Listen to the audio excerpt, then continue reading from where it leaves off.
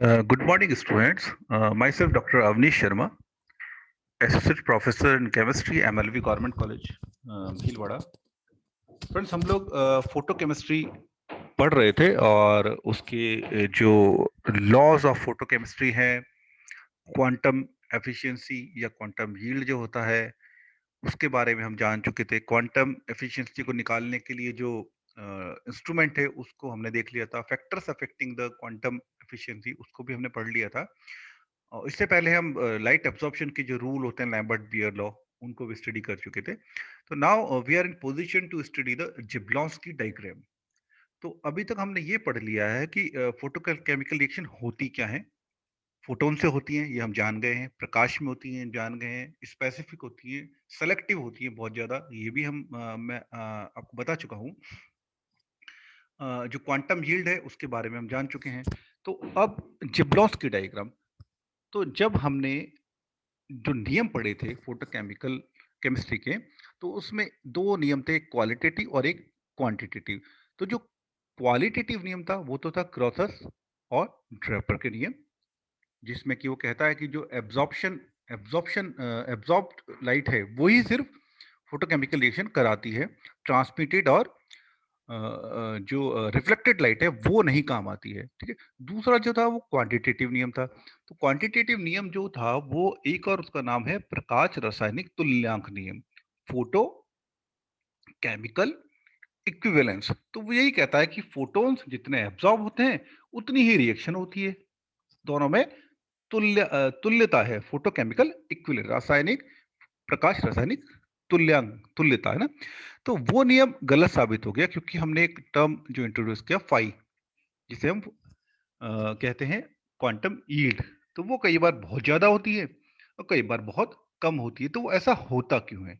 क्योंकि फोटोन तो एक उसने एब्जॉर्ब कर लिया मॉलिक्यूल से, तो वो फोटोन अगर रिएक्शन नहीं करा रहा है तो वो क्या कर रहा है ना.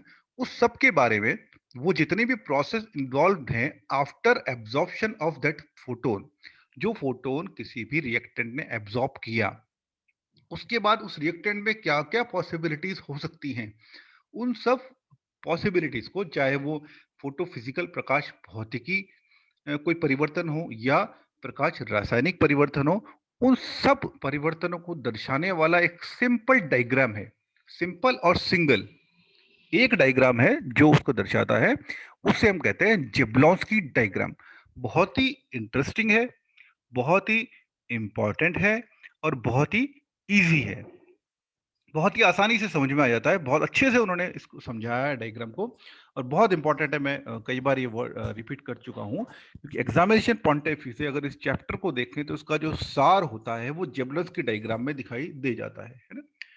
और इससे कई सारे छोटे छोटे क्वेश्चंस बनते हैं. तो जब भी मैं क्वेश्चन लूंगा आपका, तो उसमें आप देखिएगा इसमें तो इतने सारे क्वेश्चंस बनते हैं कि जिनका जवाब एक छोटे से डायग्राम में से निकल के आ जाता है.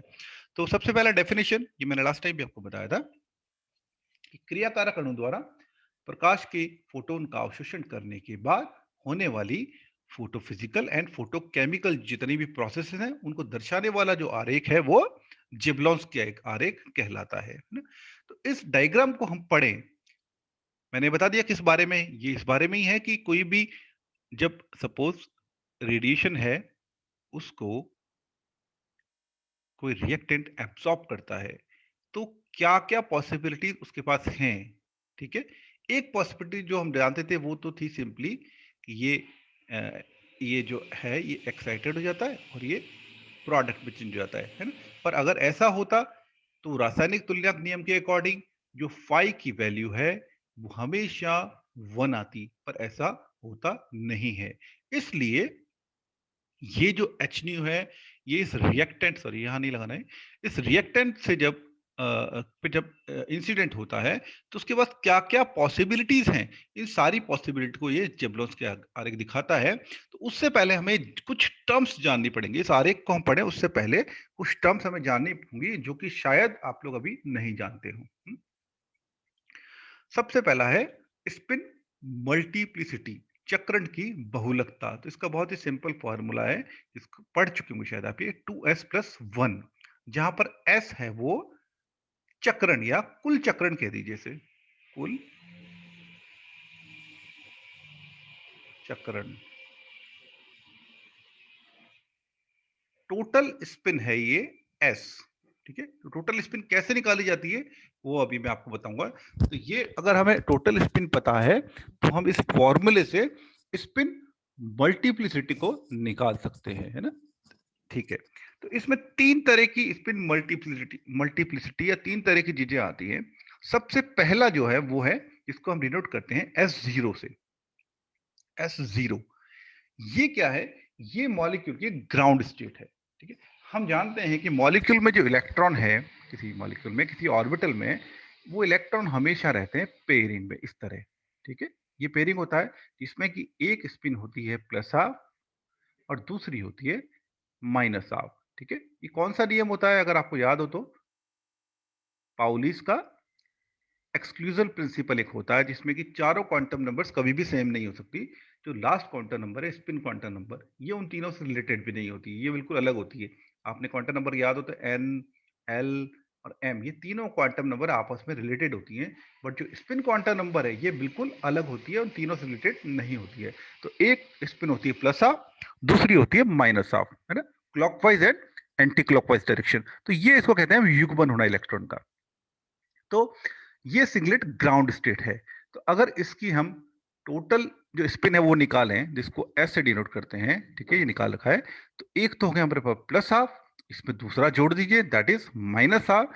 तो जो टोटल इसकी स्पिन आ जाती है वो आती है 0। एक है प्लस हाफ और एक माइनस हाफ। एक क्लॉकवाइज डायरेक्शन जैसा मैंने ऊपर दिखाया इधर जा रहा है, और एक इस तरह शो कर रहा है कि एक एंटी क्लॉकवाइज हो गया। तो दोनों की जो स्पिन होगी टोटल वो हो गया 0। तो अगर इस स्पिन को हम जो मल्टीप्लिसिटी वाला हमारा फॉर्मूला है उसके अंदर रखें तो 2 into 0 that is equals to 0 plus 1 that is equal to 1। तो ये आता है 1। तो जो multiplicity of singlet ground state, या इसको कहते हैं एकक मूल अवस्था, जो कि मॉलिक्यूल की ग्राउंड अवस्था है, उसमें हम देखें तो वो मल्टीप्लिसिटी हमारे पास आ जाती है 1। इसीलिए हम इसको कहते हैं singlet ground state. Singlet ground state की मल्टीप्लिसिटी होगी 1। 1 से सिंगलेट बना है ना। दूसरा है, अगर यही जो फोटोन था, सपोज, हाँ, यही मॉलिक्यूल था जिसमें कि एक, सपोज ये ऑर्बिटल है जिसके अंदर 2 इलेक्ट्रॉन थे, ठीक है। तो रिएक्शन कब होती है? रिएक्शन होती है जिसमें कि एक्साइटेशन होता है। जब भी ये रेडिएशन एब्जॉर्ब करेगा तो एक्साइटेशन होगा। तो सपोज इस पे एक हमारा फोटोन इस पे इंसिडेंट हुआ, एच न्यू। तो यहाँ क्या होगा? इसने उसको एब्जॉर्ब किया रेडिएशन को, और रेडिएशन को एब्जॉर्ब करने के साथ ही इलेक्ट्रॉनिक ट्रांजिशन होगा। इलेक्ट्रॉन यहां से जंप करके ऊपर चला जाएगा। तो यहां से इलेक्ट्रॉन ऊपर जाए उसके लिए इसके पास दो ऑप्शन होते हैं, ठीक है। वो ऑप्शन हम एक एक करके देखते हैं। पहला ऑप्शन में क्या होगा? इसको हम कहते हैं सिंगलेट एक्साइटेड स्टेट। दोनों में कंफ्यूज मत होना। पहला था S0 that is singlet ground state, दूसरा है सिंगलेट एक्साइटेड स्टेट। तो इस अवस्था में अगर कोई जो इलेक्ट्रॉन है वो रेडिएशन एब्जॉर्ब करने के बाद एक्साइटेड होके विपरीत चक्रण में ही एक्साइटेड हो, ठीक है। यहां क्या था? यहाँ ये इलेक्ट्रॉन किस तरह थे? इस तरह थे सपोज, यहाँ पे, है ना। तो यहाँ एक इस डायरेक्शन में था और दूसरा जो एक्साइट हुआ वो इसके विपरीत चक्रण में जाके एक्साइट हुआ है। तो यहाँ अगर इनकी टोटल स्पिन हम निकालें तो एक तो है प्लस हाफ और दूसरा है माइनस हाफ, ठीक है। जैसे ऊपर था, इन दोनों को अगर जोड़ेंगे हम तो दैट इज इक्वल टू 0। तो 0 को जब पुट करेंगे मल्टीप्लिसिटी में तो वो भी आ जाएगा 1। तो इसकी जो मल्टीप्लिसिटी है वो भी सिंगलेट होती है, ठीक है। बट अंतर क्या है? अंतर यही है, वो था ग्राउंड स्टेट में हमारा, और ये है हमारा एक्साइटेड स्टेट में, ठीक है। तो ये हो गया सिंगलेट एक्साइटेड स्टेट, है ना। अगर जेम्पलोस्की डायग्राम पढ़ना है तो इसको बहुत ही आराम से समझिएगा, है ना, 2 बार 3 बार लेक्चर देख लीजिएगा। तीसरा है ट्रिपलेट एक्साइटेड स्टेट। तो ट्रिपलेट एक्साइटेड स्टेट कब मिलेगा हमें? कि जब जो एक्साइटेशन ऊपर हुआ था, सपोज ये था हमारा ग्राउंड स्टेट जिसमें कि दोनों पेयरिंग में इलेक्ट्रॉन्स हैं।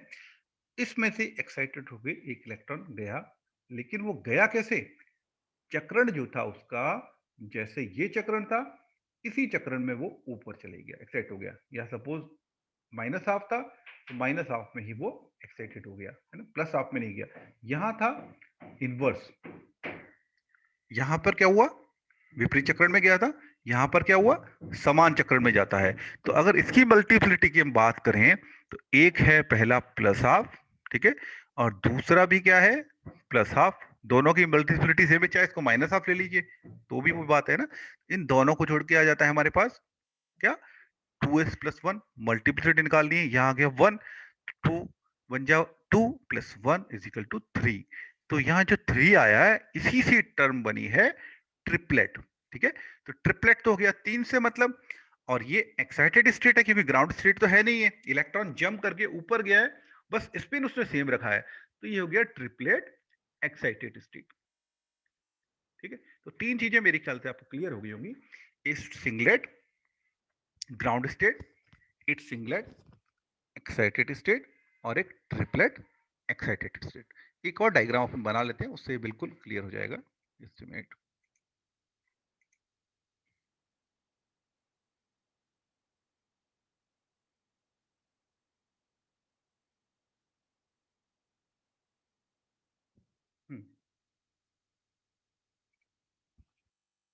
हाँ, सपोज ये हमने बीच में लिया, यहाँ पर ये हमारा S0 स्टेट है, मतलब सिंगलेट ग्राउंड स्टेट, ठीक है। यहाँ पर इसने थोड़ा सा ये एब्सॉर्ब किया रेडिएशन, है ना। तो यहाँ क्या हुआ, ये हमारा हो गया सिंगलेट सपोज। तो यहाँ क्या होगा, सिंगलेट अगर है तो ये इस डायरेक्शन में था, और ये एक्साइटेड हुआ जो वो हो गया उल्टे डायरेक्शन में, एक प्लस हाफ और एक माइनस हाफ, विपरीत डायरेक्शन में हो गया। अगर यहां हम देखें तो यहां सपोज हमारे पास ट्रिपलेट है, तो क्या होगा, ये एक्साइटेशन, इसको भी रेडिएशन हमने दिया, this is H new, this is H new. तो यहां क्या हुआ, ये था सपोज, सॉरी,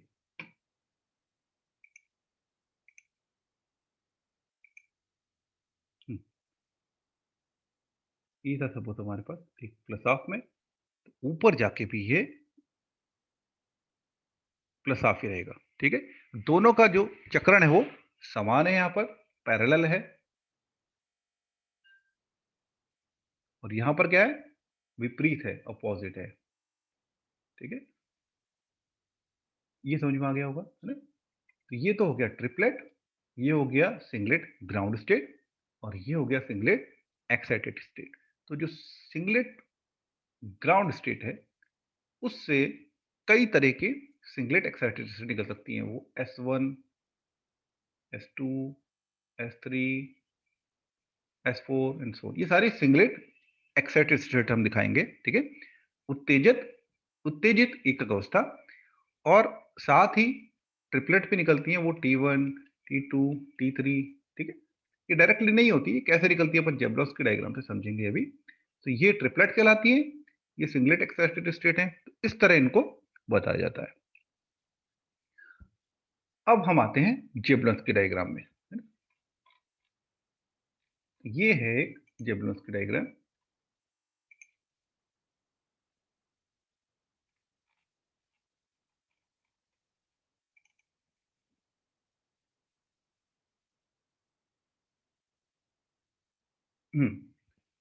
अब इसको बहुत ही ध्यान से समझते हैं।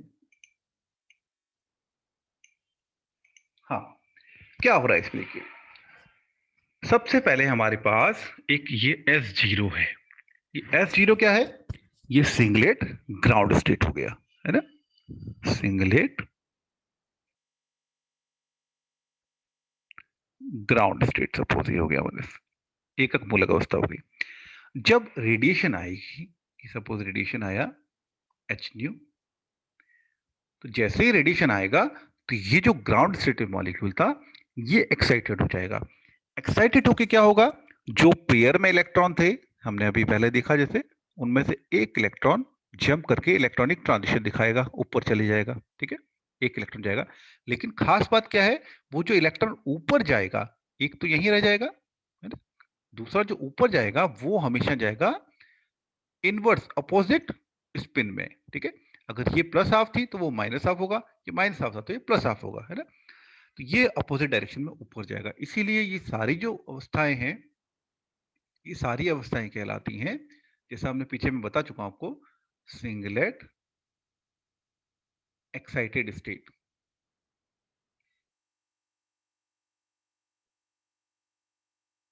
ठीक है, तो ये था सिंगलेट ग्राउंड स्टेट, ये हो गया सिंगलेट एक्साइटेड स्टेट। अब देखिए, जो ग्राउंड स्टेट का हमारे पास मॉलिक्यूल था, उसका जब एक्साइटेशन होता है तो वो S1 में भी जा सकता है, ये भी सिंगलेट है, S2 में भी जा सकता है, ये भी सिंगलेट है, और Sn मतलब n इज इक्वल टू 1 2 3 4 कोई भी मान लीजिए आप, ठीक है, एंड सो ऑन।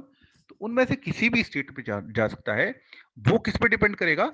वो डिपेंड करेगा इस एच न्यू पर कि इसकी फ्रीक्वेंसी क्या है, इसकी energy is equal to H nu से इसकी एनर्जी क्या है, उस पर डिपेंड करेगा कि ये कौन सी स्टेट में जाता है। अब एक्साइटेशन हो गया, सिंगलेट एक्साइटेड स्टेट मिल गई हमें, है ना। अब आगे क्या होता है? आगे इसके पास कई सारे ऑप्शन हैं जिसको अपन ने यहाँ डिफाइन कर रखा है ना, यहाँ डिफाइन किया हुआ है। सबसे पहला तो हो गया ए, एब्जॉर्प्शन, फोटोन एब्जॉर्प्शन, जो मैंने बताई दिया आपको। फोटोन एब्जॉर्प्शन करते ही ये आ गया सिंगलेट एक्साइटेड स्टेट में। तो यहाँ सर एक तो इसके पास ऑप्शन होता है कि ये इस तरह डिके करे और इंटरनल कन्वर्जन हो जाए, ठीक है। यहां से ये इंटरनल कन्वर्जन होके सिंगलेट एक्साइटेड स्टेट जो हायर लेवल है उससे सिंगलेट एक्साइटेड स्टेट में ही रहेगा पर लोअर लेवल पे आ जाए, ये इंटरनल कन्वर्जन कहलाता है, आंतरिक संक्रमण। ये यहाँ S2 से S1 में भी हो सकता है, ये S1 से S2 में भी होता है, ठीक है। इस तरह कोई भी हायर जो स्टेट है उससे लोअर सिंगलेट एक्साइटेड स्टेट में आना, इसको हम इंटरनल कन्वर्जन कहते हैं इस केस में, ठीक है। जब ये इंटरनल कन्वर्जन से एंड में S1 पे आ जाता है, सिंगलेट एक्साइटेड स्टेट S1 जो है उसमें आ जाता है, तो इसके बाद ऑप्शन होता है कि या तो ये इस तरह आए और फ्लोरोसेंस दर्शाए, ठीक है। ये क्या होता है मैं आपको आगे बताऊंगा, ये फ्लोरोसेंस दर्शाए। दूसरा इसके बाद ऑप्शन होता है कि ये इंटर सिस्टम क्रॉसिंग करे, सिस्टम चेंज हो रहा है। सिस्टम चेंज होने का मतलब क्या है कि सिंगलेट एक्साइटेड स्टेट से ये जंप कर रहा है ट्रिपलेट, मल्टीप्लिसिटी इसकी चेंज हो रही है। यहां पर जो इंटरनल कन्वर्जन होता है इसके अंदर इसकी मल्टीप्लिसिटी चेंज नहीं होती है ना, मल्टीप्लिसिटी इसकी सेम ही रहती है। यहां मल्टीप्लिसिटी चेंज नहीं हो रही है, यहां इसकी मल्टीप्लिसिटी चेंज होती है, इसलिए इसको हम कहते हैं इंटर सिस्टम क्रॉसिंग। तो इंटर सिस्टम क्रॉसिंग से ये बदल जाता है ट्रिपलेट एक्साइटेड स्टेट में। तो ये ट्रिपलेट एक्साइटेड स्टेट ग्राउंड की भी हो सकती है T1, या फिर हायर भी हो सकता है, वैसे ही जैसे कि हमने सिंगलेट में केस में बताया। तो ये जो ट्रिपलेट स्टेट में आता है मॉलिक्यूल कोई भी, वो हमेशा सिंगलेट से होकर ही, सिंगलेट एक्साइटेड स्टेट से होकर ही आएगा। कभी भी जो सिंगलेट ग्राउंड स्टेट से डायरेक्टली ट्रिपलेट स्टेट में ट्रांजिशन नहीं होता है, वो फॉरबिडन है। तो इंटर सिस्टम क्रॉसिंग करके ये ट्रिपलेट स्टेट पे आ गया। जो सिंगलेट एक्साइटेड स्टेट होती हैं उनका जो लाइफ स्पान होता है बहुत ही कम होता है, वो इतना कम है कि उसमें कोई भी केमिकल रिएक्शन बहुत जल्दी नहीं हो पाती है, ठीक है। तो वो क्या करेगा, वो जल्दी से इंटरनल कन्वर्जन करेगा, ग्राउंड जो सिंगलेट एक्साइटेड स्टेट है उसमें लोअर लेवल में पे आ जाएगा, फिर या तो इंटर सिस्टम क्रॉसिंग से वो ट्रिपलेट अवस्था में चले जाएगा, ठीक है, या फिर वो डिके फ्लोरोसेंस निकाल के और वो सिंगलेट ग्राउंड स्टेट पे आ जाएगा। दो ऑप्शन उसके पास होते हैं। ट्रिपलेट जो स्टेट है वो थोड़ी लॉन्ग लिव्ड होती है, तो जितनी भी केमिकल रिएक्शंस होती है वो हमेशा हमेशा ट्रिपलेट स्टेट में होंगी। तो ट्रिपलेट स्टेट के पास भी दो ऑप्शंस होते हैं, या तो वो फॉस्फोरोसेंस दे और ग्राउंड स्टेट पे वापस आ जाए, ग्राउंड सिंगलेट स्टेट पे, या फिर वो केमिकल रिएक्शन शो करे। तो ये एक जेबलॉस की डायग्राम है। ये डायग्राम मैं दोबारा डिस्कस करूंगा, एक बार आपको थ्योरी पढ़ा लूं उसके बाद। मैंने मोटा मोटा आपको बता दिया है, ठीक ठीक है, पढ़ते हैं। हाँ, जो आपने पढ़ाया कि संक्रमण हमेशा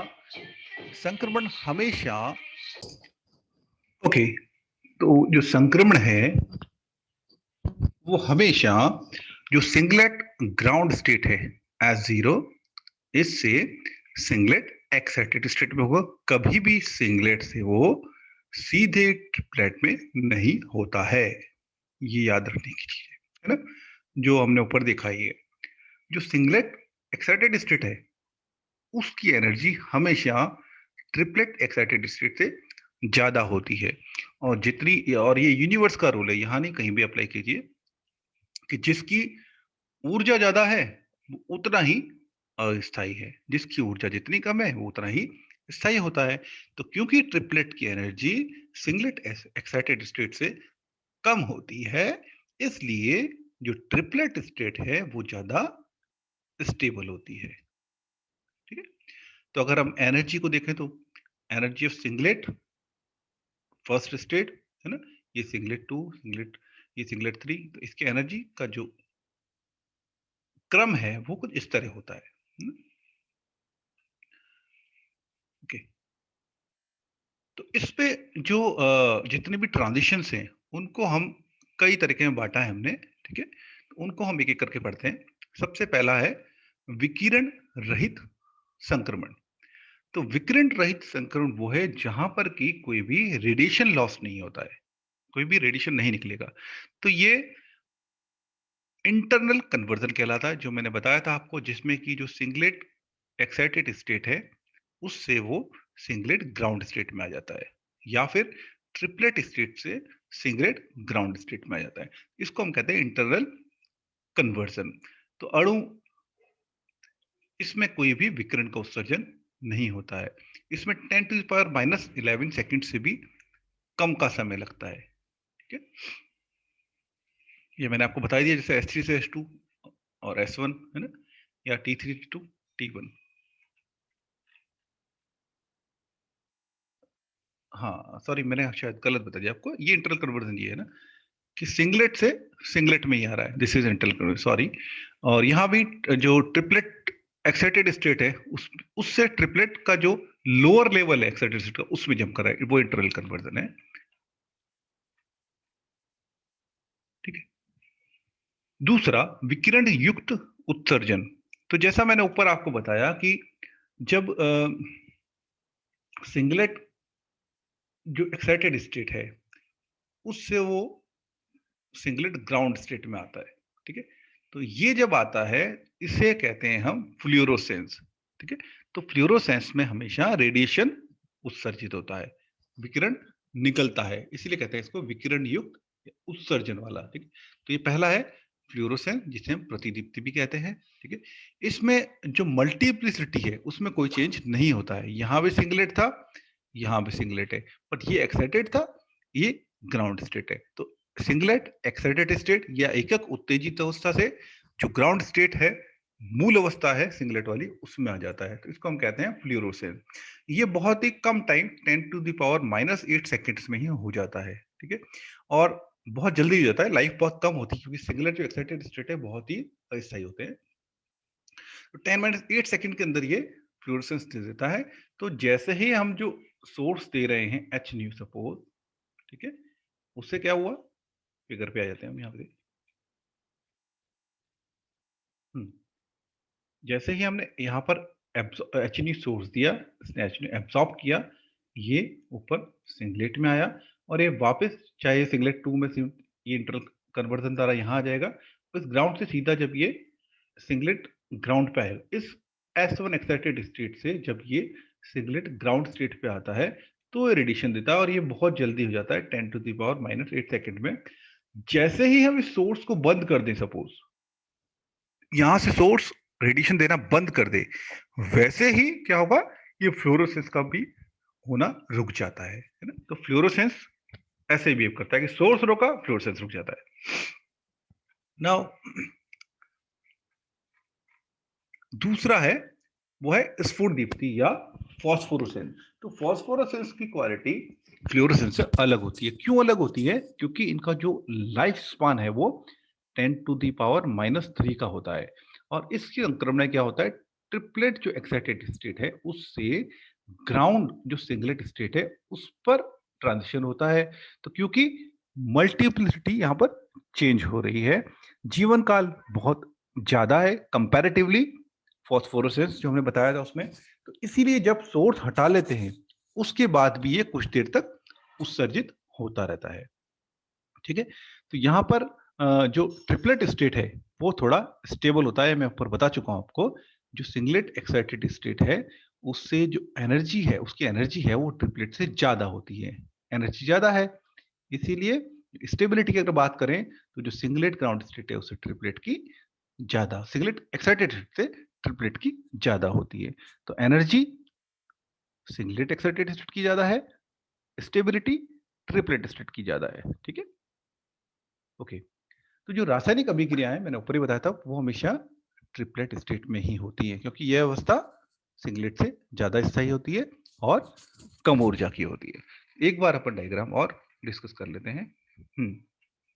सिंपली S0, एक मेरे इधर से इसको वापस कर देते हैं।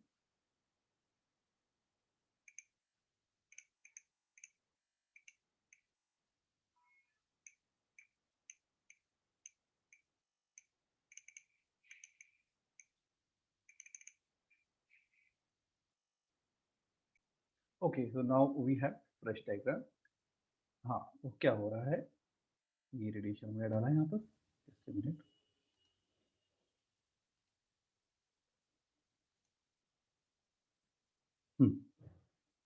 ये रेडिएशन हमारा आया, ठीक है, रेडिएशन मैंने डाला, दिस इज एच न्यू, जहाँ न्यू की फ्रीक्वेंसी, एच प्लैंक कांस्टेंट है। इसने इसको एब्जॉर्ब किया, ए फॉर एब्जॉर्बेंस, ठीक है, फोटोन एब्जॉर्ब कर रहा है, ये एब्जॉर्ब होकर सपोज ये S2 पर चले गया। ये Sn किसी भी और स्टेट पे जा सकता है, S3 S4 किसी पे भी जा सकता है, S3 S4 and so on, है ना, यहाँ भी जा सकता है। इसके बाद अब दो ऑप्शन है, ठीक है, या तो ये पहले तो ये होना ही है, अगर ये अपर स्टेट में है तो इसके पास ऑप्शन है कि ये इंटरनल कन्वर्जन करेगा, जो कि एक नॉन रेडिएटिव डिके है, विकिरण रहित संक्रमण है। और ये जो सिंगलेट एक्साइटेड स्टेट का जो लोअर लेवल है S1, उस पर आ जाएगा। यहां आने के बाद इसके बाद दो ऑप्शंस होते हैं। एक तो ऑप्शन होता है कि ये इंटर सिस्टम क्रॉसिंग करे। इंटर सिस्टम क्रॉसिंग जो होता है वो वह चीज है जिसमें कि मल्टीप्लिसिटी चेंज हो रही है, सिंगलेट टू ट्रिपलेट में चेंज हो रही है। इसका जो एज है वो लगभग 10-8 सेकेंड है, जो बहुत कम है। इससे चेंज होके चले जाता है 10-3 सेकेंड, जिसका एज है ट्रिपलेट में। यहाँ पर सिंगलेट या तो इंटर सिस्टम क्रॉसिंग करेगा, ट्रिपलेट में चले जाएगा, या फिर सिंगलेट फ्लोरोसेंस देके और सिंगलेट ग्राउंड स्टेट में आ जाएगा। फ्लोरोसेंस जो होता है वो तब तक ही रहता है जब तक कि सोर्स ऑन है। एक बार सोर्स बंद किया, फ्लोरोसेंस खत्म हो जाता है। ये एक रेडिएटिव डिके है, विकिरण युक्त डिके है। ये एक विकिरण रहित डिके है, ठीक है। इंटर सिस्टम क्रॉसिंग है, इसमें भी कोई विकिरण नहीं होता है। ये ट्रिपलेट में आ गया। ट्रिपलेट में आने के बाद अगर ये ट्रिपलेट एक्साइटेड स्टेट के अपर लेवल पे है तो यहां पर भी इंटरनल कन्वर्जन हो सकता है और ये ट्रिपलेट जो लोअर लेवल है उस पे आ जाएगा। उसके बाद उसके पास भी दो ऑप्शन हैं, या तो ये केमिकल रिएक्शन दे, केमिकल रिएक्शन, ओके, या फिर ये फॉस्फोरेसेंस दे। तो जो फॉस्फोरेसेंस है, क्योंकि इसका टाइम, जो इसका एज लाइफ है वो ज्यादा है थोड़ा कंपैरेटिवली, तो जो फॉस्फोरेसेंस है वो ये जो सोर्स हमने हटा दिया उसके बाद भी चालू रहता है ना, कुछ टाइम तक चालू रहता है। तो फॉस्फोरेसेंस भी एक रेडिएटिव डिके है जिसमें कि विकिरण निकलता है, ठीक है। तो ये सब चीजें हैं यहाँ पर, हमें सब ये फॉस्फोरेसेंस पढ़ लिया हमने, फ्लोरोसेंस पढ़ लिया है। सिंगलेट स्टेट हम जानते हैं क्या होता है, ट्रिपलेट स्टेट हम जानते हैं क्या होता है, मल्टीप्लिसिटी के बारे में हम जान गए हैं। इंटरनल कन्वर्जन क्या होता है ये भी हम जान गए हैं, जिसमें कि मल्टीप्लिसिटी चेंज नहीं होती है। इंटर सिस्टम क्रॉसिंग वो भी हम जान गए हैं, जिसमें कि मल्टीप्लिसिटी चेंज हो रही है। तो ये है जेब्रोस की डायग्राम, जो ये बताता है कि फोटो फिजिकल और फोटो केमिकल, तो ये सारे फोटो फिजिकल हैं, जो इंटरनल कन्वर्जन हो रहा है, फॉस्फोरेसेंस हो रहा है, फ्लोरोसेंस हो रहा है, ये सब फोटो फिजिकल प्रोसेस है। और फोटोकेमिकल प्रोसेस कहाँ होते हैं, वो होता है ट्रिपलेट स्टेट के अंदर। जब ट्रिपलेट स्टेट में कोई मॉलिक्यूल आ जाएगा वहां पर उसके रिएक्शंस होती हैं। तो ये एक टेबुलेशन भी किया हुआ है मैंने, जिसमें कि ये दिखा रहे हैं कि सिंगलेट था, एक्चुअली लिया, सिंगलेट एक्साइटेड स्टेट में बदल गया। ये है हमारा फ्लोरोसेंस, जिसमें सिंगलेट एक्साइटेड स्टेट है वो सिंगलेट ग्राउंड स्टेट में आ रहा है और साथ में रेडिएशन दे रहा है एच न्यू, है ना। फिर इंटरनल कन्वर्जन जो हो रहा है वो S2 से S1 में हो रहा है। इस तरह ये T2 से T1 में ये भी इंटरनल कन्वर्जन होता है। इंटर सिस्टम क्रॉसिंग जिसमें कि मल्टीप्लिसिटी चेंज हो रही है, वो सिंगलेट टू ट्रिपलेट हो रहा है, और जो फॉस्फोरेसेंस है वो अगेन ट्रिपलेट टू सिंगलेट हो रहा है। तो यहाँ भी मल्टीप्लिसिटी चेंज हो रही है। ये बहुत ही शॉर्ट लिव होता है। इस जो फॉस्फोरेसेंस होता है, फ्लोरेसेंस सॉरी, और जो फॉस्फोरेसेंस या स्फुरदीप्ति होती है वो सोर्स को हटाने के बाद भी कंटिन्यू रहती है।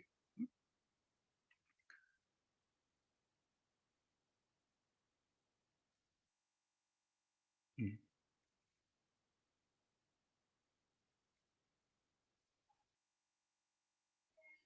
हाँ, ये है फॉस्फोरेसेंस एंड फ्लोरोसेंस में जो अंतर है उसका एक टैबुलेशन है, उसको हम देख लेते हैं कि जो प्रतिदीप्ति है और स्फुरदीप्ति है। हाँ, प्रतिदीप्ति होती है, ये स्पॉन्टेनियस प्रोसेस है जो प्रकाश की स्थिति जो उपस्थिति है उसी में संपन्न होता है। जैसे ही सोर्स हटा है ये बंद हो जाता है, जबकि स्फुरदीप्ति है वो प्रकाश स्रोत के हटाने के बाद भी चलता रहता है। ठीक है, ये जो लाइट है उसके विजिबल और अल्ट्रावायलेट जो विकिरण है उनके अवशोषण से होता है। ठीक है, सेम ये भी प्रकाश के बैंगनी और अल्ट्रावायलेट रेस के अवशोषण से होता है। ये गैस, द्रव या ठोस किसी भी अवस्था में होता है, जबकि ये ठोस अवस्था द्वारा ही दिखाया जाता है। ठीक है, इसमें विभिन्न पदार्थों की जो फ्लोरोसेंस है उसकी जो वेवलेंथ है वो डिफरेंट डिफरेंट होती है। ठीक है, यह अवशोषित प्रकाश की तरंग दैर्ध्य से हमेशा ज्यादा होती है। तरंग दैर्ध्य से ज्यादा होने का मतलब क्या है? अगर वेवलेंथ ज्यादा होती है इसका मतलब एनर्जी कम होती है। विभिन्न पदार्थों की स्फुरदीप्ति की तरंग दैर्ध्य भिन्न भिन्न होती है। ये सबसे इंपॉर्टेंट, ये 10⁻⁻6 से 10⁻⁴ में ही शुरू हो जाता है, जबकि ये प्रकाश के अवशोषण के 10⁻³ सेकंड या अधिक समय तक चलता रहता है। ये ज्यादा टाइम तक चलता है, स्थायी है, सोर्स कटाने के बाद भी चलता रहता है। तो ये जेब्लॉस की डायग्राम था जिसमें हमें फोटोफिजिकल फोटोकेमिकल प्रोसेस के बारे में पढ़ा हमने। Internal conversion, inter system crossing, triplet, multiplicity, singlet, singlet excited state, singlet ground state, इन सब के बारे में हमने जाना, है ना। तो ये बहुत ही इंपॉर्टेंट टॉपिक है जो मैं बता चुका हूँ आपको। तो आज यहीं तक करते हैं। Thank you, thanks for watching. Next में नेक्स्ट टॉपिक लेंगे। ठीक है, वो टॉपिक है आपका हाई एवं low quantum efficiency. Thank you, thanks for watching.